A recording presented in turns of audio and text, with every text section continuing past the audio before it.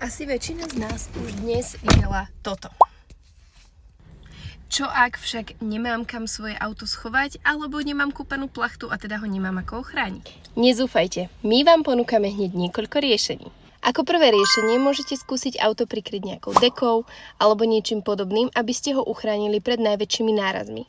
Mali sme zákazníka, ktorému prišla plachta proti krupobytiu príliš drahá a tak nám povedal, že on si radšej objedná nafukovačky.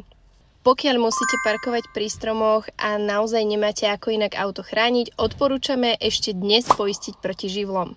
Ďalšou možnosťou je, že si celá rodina môžete chytiť za ruky, ľahnúť si na auto a môžete chrániť auto vlastným telom, pokiaľ bolo naozaj drahé.